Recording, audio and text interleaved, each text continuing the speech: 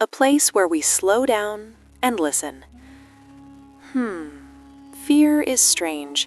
It doesn't always shout. Most of the time, it whispers.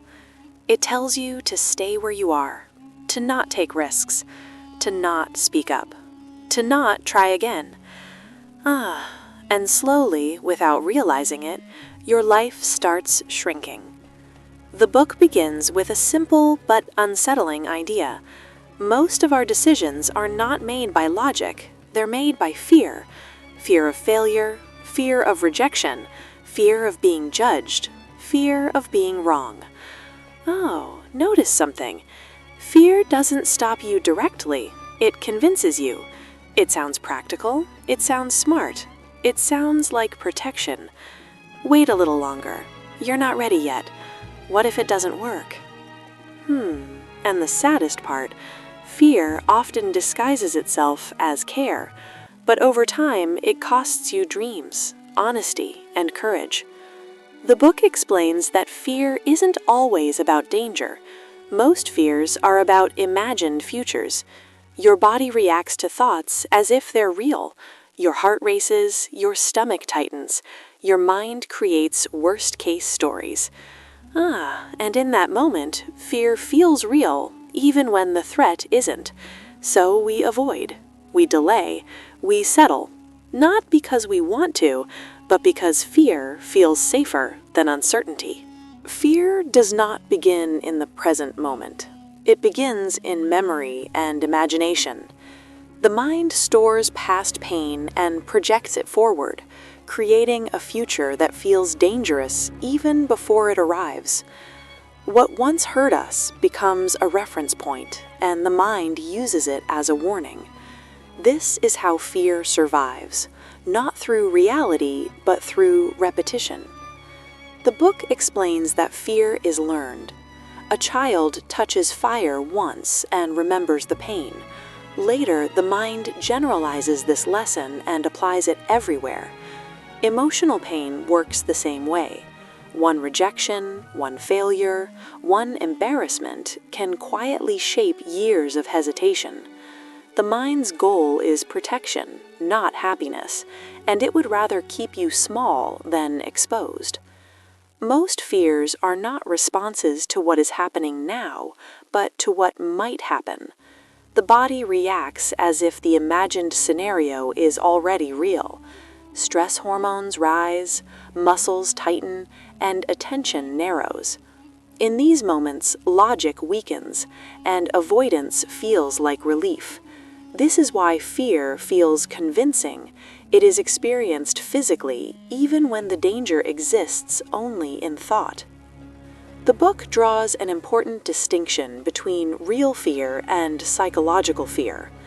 Real fear protects life in immediate danger. Psychological fear protects an identity. It is the fear of losing approval, comfort, control, or self-image. This type of fear keeps people trapped in routines they have outgrown, relationships that no longer nourish them, and lives that feel safe but unfulfilled. Understanding the origin of fear changes the relationship with it. Fear is no longer seen as an enemy, but as a habit of the mind, a pattern that can be observed rather than obeyed. When fear is seen clearly, it begins to lose its authority. Freedom from fear does not come from fighting it. The book makes this clear. Resistance strengthens fear because whatever we struggle against holds our attention. Fear loosens its grip when it is observed without judgment. When fear is allowed to exist without being followed, it begins to fade on its own. Awareness is the turning point.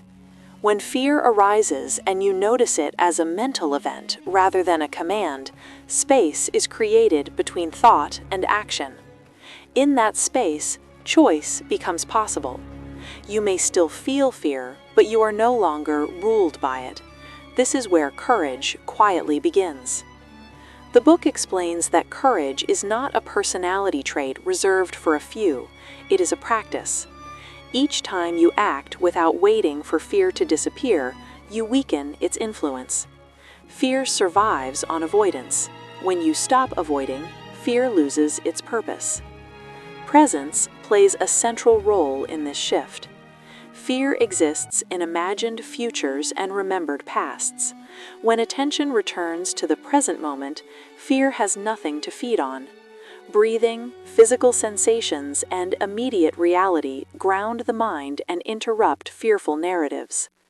As awareness deepens, fear becomes information rather than instruction. It can be acknowledged without obedience. Over time, confidence grows not because fear is gone, but because you have proven to yourself that fear does not control your actions. Part 3 shows that living beyond fear is not about becoming fearless, it is about becoming free enough to move forward anyway. In the final part, we will explore what life looks like when fear no longer defines choices, and how this freedom transforms the way you live, decide, and grow. Life beyond fear is not a dramatic transformation. It is quiet. It is subtle. It feels like relief.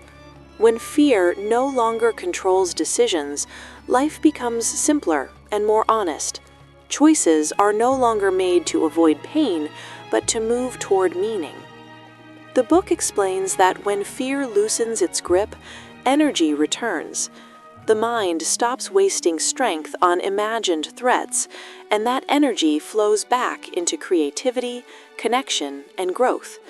You begin to respond to life instead of defending against it. Living beyond fear does not mean uncertainty disappears. It means uncertainty is no longer feared. There is a trust that whatever arises can be handled when it arrives. This trust brings calm, not because life is predictable, but because you are no longer fighting it. Relationships deepen when fear fades. You speak more honestly. You listen more openly. You stop trying to protect an image and start showing up as you are. The same is true with work, purpose, and personal growth. Action replaces hesitation. Experience replaces imagination. The life beyond fear is a life of presence. Each moment is met as it is, without resistance.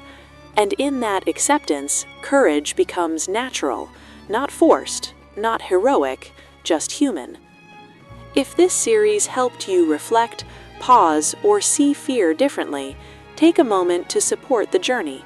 Like the video, subscribe to Inkleaf, and stay with us for more thoughtful stories that bring clarity and calm. Because life does not begin when fear ends, it begins when fear no longer leads.